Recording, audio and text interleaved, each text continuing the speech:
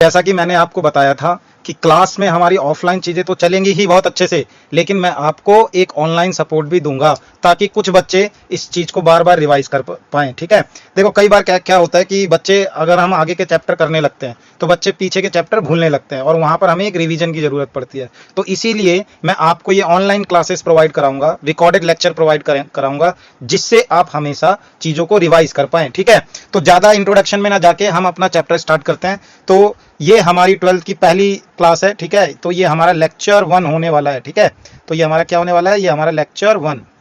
Okay, ये हमारा first lecture है 12th क्लास का।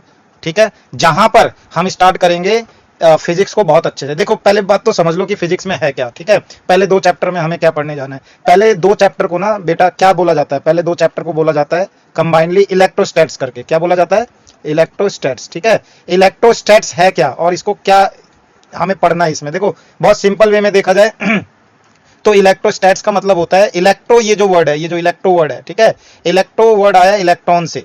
ठीक है, कहां से, इलेक्ट्रॉन से। और इस इलेक्ट्रॉन को अगर मैं देखूं तो इलेक्ट्रॉन होता है एक चार्ज। ठीक है, इलेक्ट्रॉन क्या होता है, चार्ज। ये जो स्टैट्स वर्ड है इसका मतलब होता है एट रेस्ट। ठीक है, तो इलेक्ट्रॉन एट रेस्ट, यानी कि मैं सिंपल ऐसा भी कह सकता हूं इस चीज को, चार्ज एट रेस्ट करके। तो हमें पूरे 2 चैप्टर में, 12th के फर्स्ट 2 चैप्टर में क्या पढ़ना है, चार्ज एट रेस्ट के बारे में पढ़ना है। तो जब चार्ज रेस्ट पे रहता है तो बेटा क्या क्या प्रॉपर्टीज होती है उसके पास, मैं आपको ऐसे ही बता रहा हूं कि हम इसमें करेंगे क्या। देखो इसका जो चैप्टर 1 होगा जहां पर चार्ज रेस्ट पर रहेगा, सबसे पहले हम स्टार्ट कर रहे हैं इसकी इंट्रोडक्शन ऑफ चार्ज से। ठीक है, तो इंट्रोडक्शन ऑफ चार्ज हम पढ़ेंगे बहुत अच्छे से। जब चार्ज से हमारा इंट्रोडक्शन हो जाएगा तो हमें आगे की चीजें बहुत अच्छे से समझ में आएंगी। ठीक है, तो पहले टॉपिक जो हम करेंगे अपने लेक्चर में कवर, वो इंट्रोडक्शन ऑफ चार्ज करेंगे।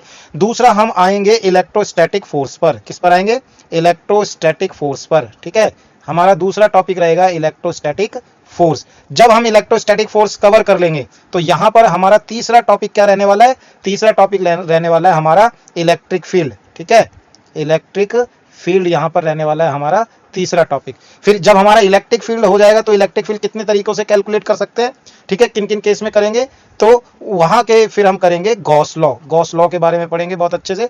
तो मेनली हमें ये 4 टॉपिक इसमें कवर करने हैं अपने इस चैप्टर में इलेक्ट्रोस्टैट्स के। ठीक है, तो चलो इलेक्ट्रोस्टैट्स अब हम स्टार्ट करने जा रहे हैं। और अगर आपने ये लेक्चर बहुत अच्छे से देखे तो मैं प्रॉमिस कर रहा हूं कि आपको सारी चीजें बहुत अच्छे से समझ में आ जाएंगी। ठीक है, उसके बाद हमारा ये जो लेवल रहने वाला है ये नीट और जेई मेंस का लेवल रहने वाला है। यानी कि अगर कोई बच्चा मेरे लेक्चर को, सारे लेक्चर को बहुत अच्छे से देखता है तो उसको नीट में एज मिलेगी, उसको जेई मेंस में एज मिलेगी, ताकि वो अपना एंट्रेंस एग्जाम फिजिक्स का बहुत ही अच्छे से कर पाए। ठीक है, और आप इस चीज को देखोगे जैसे जैसे हम आगे लेक्चर करते जा रहे हैं हमारी कॉन्सेप्ट क्लियरिटी बहुत अच्छी होती जा रही है। ठीक है, तो चैप्टर 1 जो कि इलेक्ट्रोस्टैट्स के ही अंदर आता है, ठीक है, उसमें ये सारी चीजें हमें पढ़नी रहेंगी। ठीक है, और भी बीच में चीजें रहेंगी वो मैं बताऊंगा जब हम पढ़ेंगे इसको बहुत अच्छे से, तो कवर करेंगे। फिर जब चार्ज रुका हुआ होता है, मतलब इलेक्ट्रोस्टैट्स का दूसरा पार्ट जो हमें पढ़ना है वो बेटा पहले हम पढ़ेंगे इलेक्ट्रोस्टैटिक पोटेंशियल। क्या पढ़ेंगे, इलेक्ट्रोस्टैटिक पोटेंशियल के बारे में पढ़ेंगे। ये चैप्टर 2 में है, इलेक्ट्रोस्टैटिक पोटेंशियल मतलब एक जो रुका हुआ चार्ज होता है वो अपने चारों तरफ एक पोटेंशियल, एक फील्ड क्रिएट करता है। तो इसको हमें सेकंड चैप्टर में कवर करना है। जब हमारा इलेक्ट्रोस्टैटिक पोटेंशियल बहुत अच्छे से हो जाता है तो हम एलिजिबल होते हैं सेकंड टॉपिक के लिए, जो कि बहुत ज्यादा इंपॉर्टेंट है, बहुत ज्यादा पूछा जाता है एंट्रेंस में। मान लो इसी के लिए हम तैयारी कर रहे हैं। हमने जो फर्स्ट चैप्टर पहले पढ़ा, ठीक है, फर्स्ट चैप्टर में जो ये टॉपिक कर रहे हैं हम, ये टॉपिक कर रहे हैं, ये टॉपिक कर रहे हैं, ये टॉपिक कर रहे हैं, वो हम सारे टॉपिक इस लास्ट टॉपिक के लिए कर रहे हैं, चैप्टर 2 के, जो मैं अब लिखवाने वाला हूं। तो बेटा यहां पर हम करेंगे, जो आएगा ही आएगा एग्जाम में, वो है कैपेसिटेंस। ठीक है, कैपेसिटेंस एक इतना इंपॉर्टेंट टॉपिक है कि ये हमें करना ही करना है। अगर मैं प्रीवियस ईयर पेपर उठा के देखूं, चाहे वो बोर्ड के हों या वो किसी भी एंट्रेंस एग्जाम के हों, नीट या जेई के, तो ये फेवरेट टॉपिक माना जाता है एग्जामिनर का। ठीक है, तो कैपेसिटेंस हमें मेनली करना है। हम कैपेसिटेंस के लायक कब बनेंगे, जब हम ऊपर की ये सारी चीजें बहुत अच्छे से कर चुके होंगे। ठीक है, तो चलो बिना किसी डिले के हम चैप्टर अपना स्टार्ट करते हैं। जैसा कि आपको इसके लेफ्ट हैंड साइड में स्क्रीन पे दिख रहा होगा यहाँ पर, ठीक है, मेरी लेफ्ट हैंड साइड पे स्क्रीन पे दिख रहा है कि यहाँ पर इलेक्ट्रोमैग्नेटिज्म से हमने टॉपिक स्टार्ट करा है। तो बेटा इलेक्ट्रोमैग्नेटिज्म है क्या, देखो अगर मैं बात करूं ये पूरा यूनिवर्स कौन चला रहा है, ये वो ड्राइविंग फोर्सेस क्या है। तो दो ही चीजें हैं इस यूनिवर्स में, ठीक है, देखी जाए, इलेक्ट्रिक फिनोमिना और मैग्नेटिक फिनोमिना, ठीक है। इन दोनों को कंबाइनली क्या बोला जाता है, इलेक्ट्रोमैग्नेटिज्म। मैं यहां पर आपको दिखा दूं, कंबाइनली इस इफेक्ट को क्या बोला जाता है, इलेक्ट्रोमैग्नेटिज्म। ये देखो, इलेक्ट्रोमैग्नेटिज्म बोला जाता है, ठीक है, जहां पर इलेक्ट्रिकल फिनोमिना भी होगा। इलेक्ट्रिकल फिनोमिना क्या होता है बेटा, चार्ज से रिलेटेड चीजों को हम इलेक्ट्रिकल फिनोमिना में लेते हैं। दूसरा जो इस पूरे यूनिवर्स को चला रहा है, या जो मोस्टली जिसे हम कहते हैं नेचुरल चीजों को चला रहा है, वो है मैग्नेटिक फिनोमिना, ठीक है। इन दोनों के कंबाइंड इफेक्ट से हमारी बहुत सारी चीजें हो रही है यूनिवर्स में। तो क्या हमें ये पढ़ना बहुत जरूरी है, क्या ये हमारा बेस बनाता है फिजिक्स के लिए, हाँ ये हमारा बेस बनाता है, ठीक है। तो इलेक्ट्रिकल फिनोमिना जनरली हमें पढ़ना है इलेक्ट्रोस्टैट्स से, ठीक है। ये देखो यहां पर भी वही चीज आ गया, इलेक्ट्रोस्टैट्स। इलेक्ट्रोस्टैट्स में होगा क्या बेटा, इलेक्ट्रोस्टैट्स में चार्ज रहेगा रेस्ट पे, ठीक है। फिर से इलेक्ट्रोस्टैट्स में क्या होता है कि चार्ज हमेशा क्या रहता है, रेस्ट पे रहता है। जब चार्ज रेस्ट पे होता है तो उसके पास क्या क्या प्रॉपर्टी होती हैं, वो हमें इस टॉपिक में कवर करना पड़ेगा, देखो इलेक्ट्रोस्टैट्स में, ओके। फिर अगर चार्ज मूव करे तो फिजिक्स की उस ब्रांच को बोला जाता है इलेक्ट्रोडायनेमिक्स, ठीक है। इलेक्ट्रोडायनेमिक्स में चार्ज कभी रेस्ट पर नहीं होगा, चार्ज हमेशा चल रहा होगा। तो अगर मैं चलते हुए चार्ज को पढ़ रहा हूं तो डेफिनेटली वो इलेक्ट्रोडायनेमिक्स का पार्ट है, और अगर मैं रुके हुए चार्ज को पढ़ रहा हूं तो डेफिनेटली वो इलेक्ट्रोस्टैटिक्स का पार्ट होने वाला है। तो चलो स्टार्ट करते हैं हम नेक्स्ट टॉपिक। इन सब चीजों का ओरिजिन कहां से होता है, देखो अगर मैं कहूं ये सारी चीजें कहां से मिलके बनी हुई है, कैसे मिलके बनी हुई है ना, तो इस दुनिया का कोई भी अगर एलिमेंट होगा, ठीक है, इस यूनिवर्स में कोई भी एलिमेंट है तो बेटा वो किससे मिलके बना हुआ है, एटम से मिलके बना हुआ है। मतलब एटम सबसे छोटी यूनिट होगी एलिमेंट की, इसी में कुछ चार्ज होगा जो इस पूरे यूनिवर्स को चला रहा है, ठीक है। तो एलिमेंट में कोई भी एलिमेंट इस यूनिवर्स का किससे मिलके बना होता है, बहुत छोटे छोटे एटम से मिलके बना होता है। अब अगर मैं एटम को देखूं तो एटम में देखो दो पार्ट होते हैं, कौन कौन से दो पार्ट होते हैं सर, एटम में दो पार्ट हो गया, एक दिखाता हूं मैं, एटम में दो पार्ट कौन से होता है, एक होता है न्यूक्लियस और दूसरा क्या होता है, इलेक्ट्रॉन्स, ठीक है। एटम किससे मिलके बना होता है, न्यूक्लियस और इलेक्ट्रॉन पे से, ठीक है। अब न्यूक्लियस पे कौन सा चार्ज होता है बेटा, पॉजिटिव चार्ज होता है, और इलेक्ट्रॉन पे क्या चार्ज होता है, नेगेटिव चार्ज होता है। न्यूक्लियस के पॉजिटिव चार्ज को हम जनरली प्लस जेड से दिखाते हैं, पूरी फिजिक्स में देख लेना, अगर मैं न्यूक्लियस के चार्ज को दिखाऊंगा तो प्लस जेड से दिखाऊंगा, जहां पर ये जेड क्या होता है, जेड होता है एटॉमिक नंबर। तो अगर हाइड्रोजन है तो जेड कितना हो जाएगा 1, अगर हीलियम है तो जेड कितना हो जाएगा 2, ठीक है। तो उसी हिसाब से यहां पर चार्ज होगा, ठीक। तो ब्रॉडली अगर मैं देखूं तो कोई भी एलिमेंट इस दुनिया का किससे मिलके बना हुआ है, एटम से, और एटम में ये दो चीजें होती ही होती हैं, न्यूक्लियस और इलेक्ट्रॉन। और कुछ इस तरीके की अरेंजमेंट हमने पढ़ी है ना, कि बीच में हमारे पास क्या होता है बताओ, बीच में होता है हमारे पास न्यूक्लियस, जहां पर हमको क्या दिखता है, प्रोटॉन और न्यूट्रॉन दिखते हैं, ठीक है। प्रोटॉन पे चार्ज क्या होता है बेटा, पॉजिटिव, और न्यूट्रॉन पे चार्ज कितना होता है, 0। इस पॉजिटिव चार्ज को बैलेंस करने के लिए यहां पर उतना ही नेगेटिव चार्ज प्रेजेंट होता है इलेक्ट्रॉन की फॉर्म में। ऐसा क्यों, क्योंकि कोई भी एलिमेंट इनिशियली क्या होता है, न्यूट्रल होता है, क्या होता है बेटा, न्यूट्रल, ठीक है। इसके बारे में भी अगर अभी बहुत अच्छे से डिस्कस करेंगे हम चीजों को। फिर अगर मैं आगे बढ़ूं, ठीक है, तो बहुत इंपॉर्टेंट चीज क्या है जो हमेशा याद रखना है, एक एटम इनिशियली क्या होता है बेटा, न्यूट्रल होता है। मतलब जितने प्रोटॉन होंगे उतने ही इलेक्ट्रॉन पाए जाते हैं किसी भी एटम में, ठीक है। अब क्योंकि ये जो चार्ज वर्ड है ये आ ही रहा है प्रोटॉन और न्यूट्रॉन से, तो मुझे प्रोटॉन और न्यूट्रॉन का मास और चार्ज पढ़ना बहुत जरूरी है। तो देखो हम क्या याद रखेंगे, हम याद रखेंगे कि इलेक्ट्रॉन का मास इतना होता है और इलेक्ट्रॉन का चार्ज इतना होता है। सिमिलरली हमें हमेशा मास ऑफ प्रोटॉन भी याद रखना है और चार्ज ऑफ प्रोटॉन भी याद रखना है। सिमिलरली मुझे मास ऑफ न्यूट्रॉन भी याद रखना है और चार्ज ऑफ न्यूट्रॉन भी याद रखना है, जो कि न्यूट्रल होता है, कोई चार्ज नहीं होता उस पर। तो क्या सर ये सारी चीजें मुझे रटनी पड़ेंगी, देखो वैसे ये बहुत बेसिक सी चीज है, अगर आप रट लेते हो तो बहुत अच्छे तरीके से चीजें हमें बहुत अच्छी तरीके से आ जाती हैं, लेकिन इसको रटने की भी जरूरत नहीं है क्योंकि ये ऑलरेडी गिवन होता है। हम न्यूमेरिकल इतने कर लेंगे इसमें कि हमें ये रट ही जाएगा, ठीक है। तो चलो, जैसा कि मैंने आपको प्रॉमिस करा था कि हमें चैप्टर 1 में किसके बारे में पढ़ना है, तो चैप्टर 1 में पढ़ना है हमें बेटा किसके बारे में, इलेक्ट्रोस्टैटिक के बारे में। इलेक्ट्रोस्टैटिक क्या ब्रांच है फिजिक्स की, ये वो ब्रांच है जहां पर चार्ज हमेशा किस पे पाया जाएगा, रेस्ट पर। और अगर चार्ज रेस्ट पर होता है, मैं ये आपको बताता हूं, देखो बहुत सिंपल सी चीज है, अगर बेटा चार्ज रेस्ट पर है, ठीक है, अगर चार्ज हमारा कोई भी चार्ज अगर रेस्ट पर है, चार्ज अगर रेस्ट पर है मतलब चार्ज की वेलोसिटी क्या है, 0 है, तो सबसे पहली चीज वहां पर जो आती है वो आती है इलेक्ट्रिक फील्ड। क्या आती है, इलेक्ट्रिक फील्ड। और इलेक्ट्रिक फील्ड आती है मतलब एक रुका हुआ चार्ज अपने चारों तरफ प्रोड्यूस करता है इलेक्ट्रिक फील्ड। देखो इस तरीके से इलेक्ट्रिक फील्ड प्रोड्यूस करता है, ठीक है। और अगर जहां जहां इलेक्ट्रिक फील्ड है और दो चार्ज प्रेजेंट हुए तो दो रुके हुए चार्ज भी एक दूसरे के ऊपर क्या लगा सकते हैं, फोर्स लगा सकते हैं, इस तरीके से, ठीक है। तो दूसरी चीज जो हमें पढ़नी है वो फोर्स के बारे में पढ़ने के लिए रहेगी, इलेक्ट्रोस्टैटिक फोर्स के बारे में। तो इसी इलेक्ट्रिक फील्ड और फोर्स को पढ़ना जनरली किस किस ब्रांच में आता है फिजिक्स की, इलेक्ट्रोस्टैटिक ब्रांच पर आता है। अगर मैं इसको यहां देखूं तो कैसे यहां पर इसको डिफाइन करा जा सकता है, द ब्रांच ऑफ फिजिक्स, ठीक है, which deals with the study of charges at rest. Physics की वो ब्रांच जो किस पे डिपेंड करती है, रेस्ट चार्ज पे डिपेंड करती है, ठीक है, रेस्ट चार्ज को स्टडी करती है, उसे हम क्या कहते हैं, इलेक्ट्रोस्टैट्स बोलते हैं, ठीक है। The force between static charge field and potential due to these charges is called electrostatic. अब जब अगर चार्ज रेस्ट पे है तो वो क्या फोर्स प्रोड्यूस कर रहा है, ठीक है, क्या फील्ड प्रोड्यूस कर रहा है, उसकी क्या पोटेंशियल है, इन्हीं सबको पढ़ना इलेक्ट्रोस्टैट्स के अंडर माना जाता है, ठीक है। चलो अब आगे बढ़े। सिमिलरली अब अगर मैंने ये पढ़ लिया है कि इलेक्ट्रोस्टैट्स है क्या, चार्ज रेस्ट पर रहेगा, याद रखना इस पूरे चैप्टर में चार्ज रेस्ट पर रहने वाला है, और अगर चार्ज रेस्ट पर रहता है तो कुछ प्रॉपर्टीज होती है, और उन प्रॉपर्टीज को पढ़ना ही क्या कहलाता है, इलेक्ट्रोस्टैटिक कहलाता है।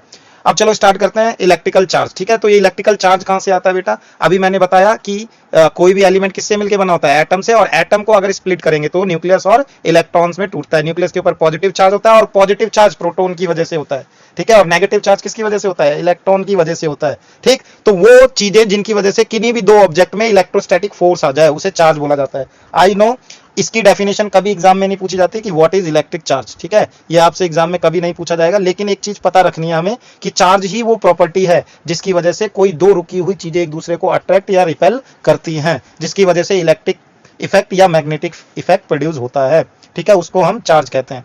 तो बेटा कितने टाइप का चार्ज होता है, चलो अब इसको देख लेते हैं। जैसा कि यहाँ दिख रहा है हमारे पास कितने टाइप का चार्ज है, हमारे पास दो टाइप का चार्ज होता है। तो हमारे पास एक होता है पॉजिटिव चार्ज और दूसरा क्या होता है, नेगेटिव चार्ज। सर ये पॉजिटिव चार्ज और नेगेटिव चार्ज कैसे आता है, देखो एक बात तो हमेशा याद रखो कि चार्जेस से डील कर रहे हैं हम तो हमेशा इलेक्ट्रॉन से ही डील करेंगे, ठीक है। कई बच्चे बोलते हैं सर पॉजिटिव चार्ज भी मूव करता है, हम पॉजिटिव चार्ज से डील ही नहीं कर सकते, ठीक। तो सर हम डील किससे करते हैं, तो इस चीज को समझो जरा ध्यान से, ठीक है, समझना। देखो मान लो अगर मेरे पास कोई मटेरियल है यहाँ पर, ठीक है, ये मैंने एक मटेरियल बना दिया, मटेरियल कोई भी हो जिसको छू के टच करके हमें शॉक ना लगे, वो मटेरियल होता है न्यूट्रल, ठीक है, वो मटेरियल क्या होगा, न्यूट्रल। आप अपने आसपास देखना, हर चीज को छूना, आपको 99% चीजें ऐसे मिलेंगी जिसको छू के आपको शॉक नहीं लग रहा, ठीक है, कोई भी बिजली का झटका नहीं लग रहा, ऐसी चीजें जनरली न्यूट्रल होती हैं। न्यूट्रल का क्या मतलब होता है सर, न्यूट्रल का मतलब होता है कि उन पे नेट चार्ज कितना होगा, जीरो। नेट चार्ज का क्या मतलब होता है सर, नेट चार्ज का मतलब ये होता है कि वहां पर पॉजिटिव चार्ज और नेगेटिव चार्ज दोनों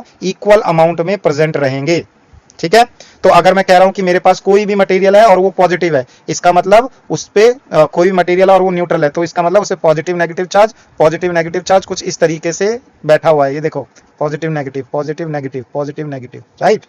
अब अगर मैं किससे डील कर सकता हूं, किसी भी एटम में मैं इलेक्ट्रॉन से ही डील कर सकता हूं। बेटा हम न्यूक्लियस से डील नहीं कर सकते, पॉजिटिव चार्ज से डील नहीं कर सकते, क्योंकि पॉजिटिव चार्ज किसका पार्ट होता है, न्यूक्लियस का। अगर न्यूक्लियस को हमें स्प्लिट करना है तो डेफिनेटली वो एक अलग ब्रांच होती है फिजिक्स की, ठीक है, न्यूक्लियर फिजिक्स में आ जाता है वो, तो उसको हम डील नहीं करेंगे। तुम खुद ही सोचो ना, हम इजीली किसी भी एलिमेंट या किसी भी एटम में से क्या रिमूव कर सकते हैं। एटम का स्ट्रक्चर अगर मैं आपको बना के दिखाऊं तो एटम का स्ट्रक्चर कुछ इस तरीके से होता है कि बीच में होगा न्यूक्लियस और इसके चारों तरफ हमारी होती हैं शेल्स, ठीक है, ऑर्बिट्स होती हैं ऐसे करके, इन ऑर्बिट्स में होते हैं इलेक्ट्रॉन्स, ठीक है, ये देखो ऐसे करके यहाँ पर इलेक्ट्रॉन होगा।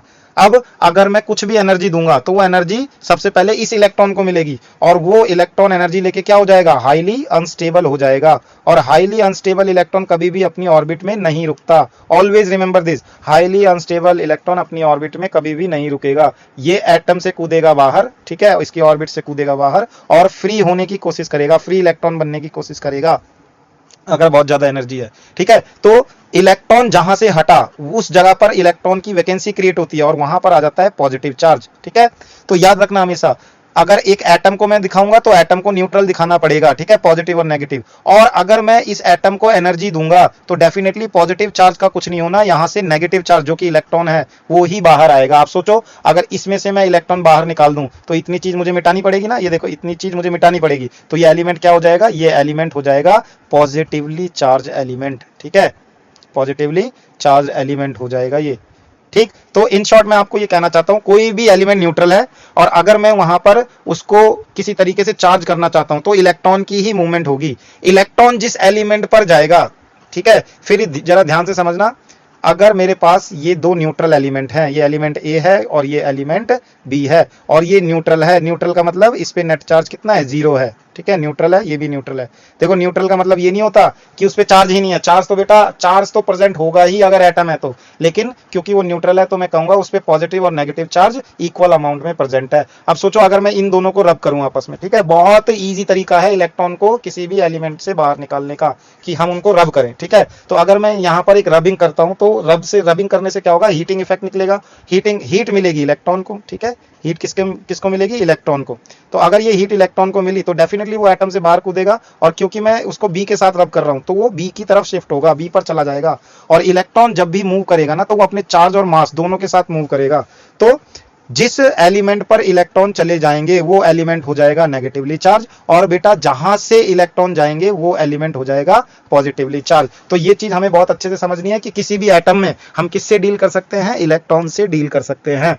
तो इलेक्ट्रॉन से डील ही करना है, तो जब भी हम हीट देंगे या कैसे भी चार्ज को निकालने की कोशिश करेंगे तो वहां से इलेक्ट्रॉन ही बाहर आएगा। तो इलेक्ट्रॉन निकल के जिस एलिमेंट से बाहर आएगा वहां पर पॉजिटिव चार्ज हो जाएगा, और इलेक्ट्रॉन जिस एलिमेंट पर जाएगा वहां पर नेगेटिव चार्ज हो जाएगा। अब मैं ये आपको बहुत अच्छे से इस फिगर में दिखाया हुआ है वैसे तो मैंने, ठीक है। यहाँ देखो अगर मेरे पास कोई न्यूट्रल मटेरियल है और मैंने उसको हीटिंग इफेक्ट दिया, कैसे भी इस इलेक्ट्रॉन को बाहर निकालने की कोशिश करी एनर्जी देके, तो इलेक्ट्रॉन अगर इस मटेरियल से बाहर जा रहा है तो थोड़ी देर बाद ये मटेरियल पॉजिटिवली चार्ज हो जाएगा, ठीक है, क्योंकि इलेक्ट्रॉन जब भी अपनी जगह से हटता है तो अपनी एक वैकेंसी छोड़ता है जो कि पॉजिटिवली चार्ज वैकेंसी होती है। ये हम कैसे समझ सकते हैं, देखो छोटी क्लास में आपने ये सब कर रखा होगा, ठीक है, ऐसे कर रखा होगा कि सोडियम है, जैसे हमारे पास सोडियम का एटॉमिक नंबर बताओ कितना होता है, सोडियम का एटॉमिक नंबर होता है 11। अगर इसकी इलेक्ट्रॉनिक कॉन्फ़िगरेशन लिखूं तो 281 होती है बेटा, है ना। तो क्या ये स्टेबल है, ये लास्ट वाला इलेक्ट्रॉन स्टेबल है, इसकी ऑक्टेट कंप्लीट नहीं है, इसकी डबलेट कंप्लीट नहीं है, तो ये अनस्टेबल अरेंजमेंट है। तो जब भी हमें इसको स्टेबल करना पड़ेगा सोडियम को, तो इसको इससे एक इलेक्ट्रॉन निकालना पड़ेगा, और आपने देखा है जब भी सोडियम से एक इलेक्ट्रॉन बाहर जाता है मतलब उसकी ऑक्टेट कंप्लीट करवाते हैं हम लोग, तो Na+ लिखते हैं, ठीक है। Na+ क्यों आया, क्योंकि इससे मैंने एक इलेक्ट्रॉन बाहर निकाल दिया। तो जिस भी एलिमेंट से इलेक्ट्रॉन बाहर जाएगा वो पॉजिटिवली चार्ज हो जाती है, और जहां से जाएगा वो नेगेटिवली चार्ज हो जाती है। आई होप ये चीज आपको समझ में आ गया होगा, ठीक है। सिमिलरली किसी भी चीज के पास, देखो किसी भी चीज के पास मैं दिखा दूं यहाँ पर, अगर मेरे पास ये एक न्यूट्रल मटेरियल है और मैंने इस पे इलेक्ट्रॉन शिफ्ट करा दिए बाहर से, तो डेफिनेटली इस मटेरियल पे एक्सेस ऑफ इलेक्ट्रॉन हो जाएगी, और अगर ये एक्सेस ऑफ इलेक्ट्रॉन होगी तो ये नेगेटिवली चार्ज हो जाएगा बेटा, ठीक। तो अगर मैं अभी तक देखूं तो क्या क्या चीज मैंने देख ली कि जो चार्ज वाला पार्ट है, ठीक है, वो एटम से ही आता है, ठीक। तो चार्ज एटम का ही एक पार्ट है, ठीक है, क्योंकि एटम में क्या होता है, प्रोटॉन और इलेक्ट्रॉन होता है, ठीक है, और इन्हीं की वजह से किसी भी एलिमेंट में इलेक्ट्रिकल या मैग्नेटिक प्रॉपर्टी आती है, इन्हीं को बोला जाता है चार्ज। ओके, दूसरी चीज हमने ये देखी कि भाई जो चार्ज है, अगर मेरे पास कोई भी दुनिया में चीज है जिसको छू के मुझे शॉक नहीं लग रहा है, डेफिनेटली वो मेरे पास एक न्यूट्रल बॉडी होगी, ठीक है। और न्यूट्रल बॉडी को चार्ज कैसे करा जाता है, तो बहुत सिंपल है, अगर मैंने इससे इलेक्ट्रॉन बाहर निकाल लिया, कैसे बाहर निकालेंगे मैं ये अभी थोड़ी देर में बताऊंगा, बहुत सारे मेथड है इसको बाहर निकालने के इलेक्ट्रॉन को। तो इलेक्ट्रॉन अगर इससे बाहर निकला तो बेटा इस पर आ जाएगा पॉजिटिव चार्ज, ओके, और इलेक्ट्रॉन जिस भी एलिमेंट पे जाएगा उस पर आ जाएगा नेगेटिव चार्ज। बहुत सिंपल सी बात है, क्योंकि इलेक्ट्रॉन के ऊपर खुद का चार्ज नेगेटिव होता है। ओके, आई होप हमें यहाँ तक चीजें बहुत अच्छे से समझ में आई होंगी। चलो अब स्टार्ट करते हैं कि चार्ज की यूनिट क्या होती है। तो बेटा चार्ज की यूनिट हमें पढ़नी है बहुत अच्छे से कि चार्ज की यूनिट क्या होती है। चार्ज की यूनिट होती है कूलम, ठीक है, सबको दिख रही है यहाँ। और इसकी सीजीएस यूनिट की बात करूँ तो स्टैट कूलम होती है, जो कि जिसको हम इलेक्ट्रोस्टैटिक यूनिट भी बोल सकते हैं। तो एक कूलम जैसे 1 मीटर 100 सेंटीमीटर के इक्वल होता है, ठीक है, वैसे ही एक कूलम किसके इक्वल होता है, 3 × 10⁹ स्टैट कूलम के इक्वल होता है, ठीक है। फिर हम इसका अगर डायमेंशनल फॉर्मूला देख लें तो हम जानते हैं कि करंट क्या होता है, करंट इक्वल टू Q/T। यहाँ से अगर चार्ज को देखूं तो मैं लिख सकता हूँ I × T। अब I क्या होता है, I का यूनिट क्या होता है एम्पियर, और T का यूनिट क्या होता है टाइम T, ठीक है।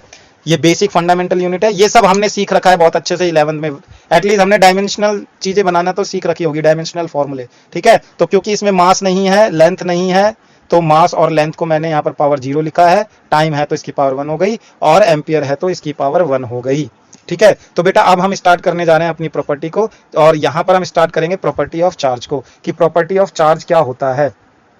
तो चलो स्टार्ट करते हैं प्रॉपर्टी ऑफ चार्ज। तो पहली प्रॉपर्टी यहाँ सबको दिख रही है, charge is a scalar quantity.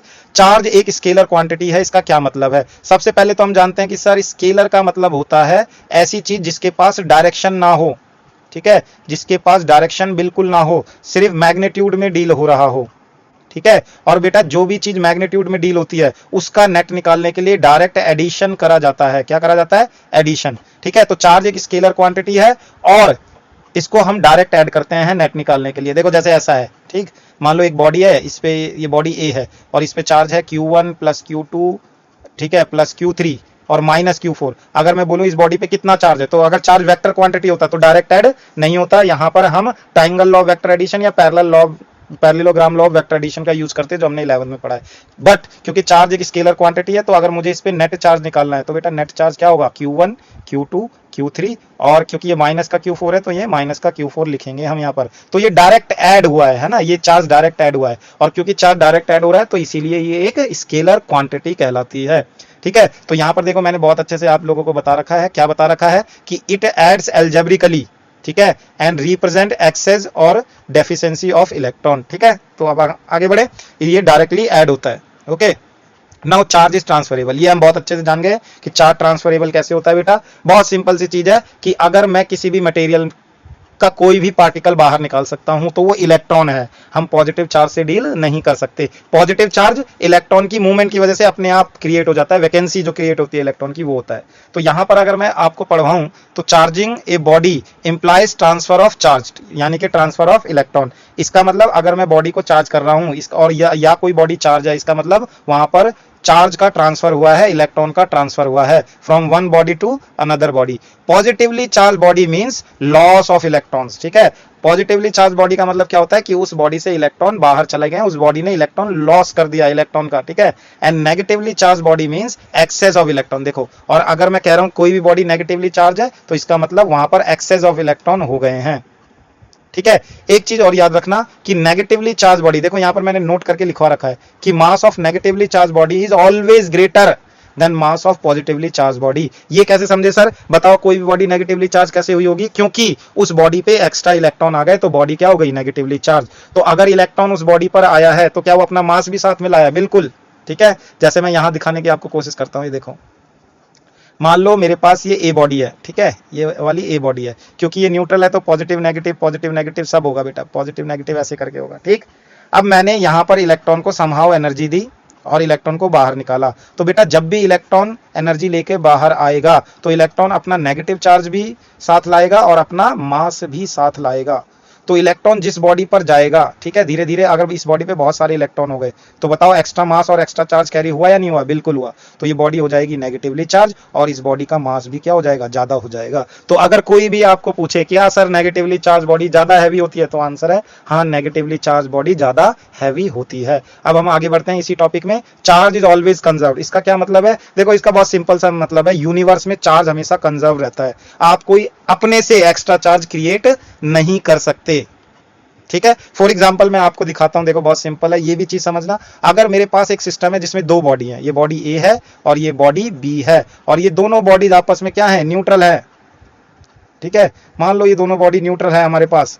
Okay, तो अगर मैं बोलूं इस पे नेट चार्ज कितना था ए पे, तो आप बोलोगे 0। इस पे नेट चार्ज कितना था बी पे, तो आप बोलोगे 0। बोलोगे या नहीं बोलोगे? ठीक, अब मैंने दोनों को रब करना स्टार्ट करा बेटा। ठीक है, इन दोनों को रब करा, रब करने से क्या होगा? मान लो इलेक्ट्रॉन ए बॉडी से जंप कर गया कहां पर? बी बॉडी में, तो थोड़ी देर बाद क्या होगा? इस पे माइनस, लेट से इस पे -5 कूलम चार्ज आ गया, तो बेटा इस पे कितना चार्ज आ जाएगा? प्लस का 5 कूलम। ठीक है, तो अगर इनके चार्ज होने के बाद भी मैं इस पूरे सिस्टम का नेट चार्ज निकालने की कोशिश करूं, तब भी बेटा इस पे नेट चार्ज इस पूरे सिस्टम का कितना रहेगा? Net charge of the system is 0। ठीक है, +5 - 5 = 0 कूलम। तो जब चार्ज नहीं थे तब भी 0 था और जब चार्ज हो गए तब भी 0 ही है पूरे सिस्टम का। ठीक, और यहां पर देखो, इसको मैंने ऐसे भी समझा रखा है। देखो, अगर मेरे पास एक बॉडी पे +10 कूलम चार्ज है और दूसरी बॉडी न्यूट्रल है, ठीक है, तो यहां पर बताओ टोटल चार्ज कितना है? 10 कूलम का। जब मैं इन दोनों को टच करूंगा तो बेटा हाई पोटेंशियल से चार्ज फ्लो करना स्टार्ट करेगा लो पोटेंशियल की तरफ, और कब तक फ्लो करेगा? जब तक दोनों का पोटेंशियल सेम ना हो जाए। अगर ये आइडेंटिकल बॉडी है तो इन दोनों का चार्ज तब तक शेयर होगा जब तक इन पे चार्ज सेम ना हो जाए। तो थोड़ी देर बाद हम देखेंगे यहाँ पर 5 कूलम आ गया और ये बॉडी भी 5 कूलम से चार्ज हो गई। अब मैं यहाँ पर अगर फाइनल चार्ज निकालूं सिस्टम का तो अभी भी 10 कूलम है। तो हम बस चार्ज को ट्रांसफर करा पा रहे हैं एक जगह से दूसरी जगह, हम कोई एक्स्ट्रा चार्ज क्रिएट नहीं कर पा रहे हैं। This is called conservation of charge. Total charge of an isolated system always remains constant. This is called charge conservation. ठीक है, एक बार पूछा गया था क्या number of particle, charge particle इस यूनिवर्स में कांस्टेंट है, तो आप क्या जवाब देते हैं यहाँ पर। ठीक है, मैं एक सिंपल सी चीज पूछ रहा हूँ आपसे, ये एक बार क्वेश्चन आया हुआ था। ठीक है, क्या क्वेश्चन आया था, उन्होंने एक सिंपल पूछा था कि बताओ टोटल चार्ज कांस्टेंट है इस यूनिवर्स का, ये सही स्टेटमेंट है या गलत स्टेटमेंट है, तो बेटा ये बिल्कुल सही स्टेटमेंट है।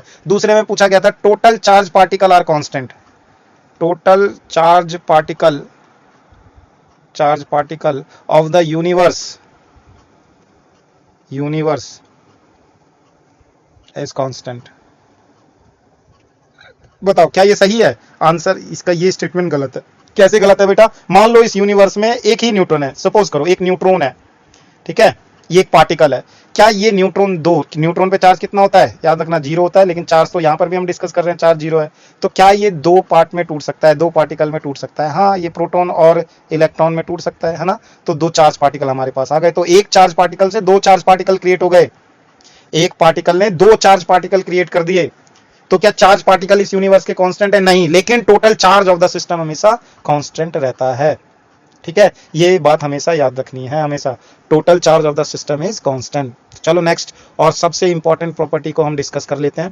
देखो ये प्रॉपर्टी है जो एग्जाम में आने वाली है। ठीक है, इस प्रॉपर्टी के बारे में हम बहुत अच्छे से पढ़ते हैं, तो चलो इसके लिए मैं एक सेपरेट वीडियो बनाता हूं, क्योंकि मुझे लगता है कि ये एक डेडिकेटेड टॉपिक है जिसमें मुझे एक अलग से वीडियो बनानी चाहिए जिसमें चार्ज क्वांटाइज रहता है। ठीक है, तो चलो इसको नेक्स्ट वीडियो में इंक्लूड कर देते हैं अपने। ओके।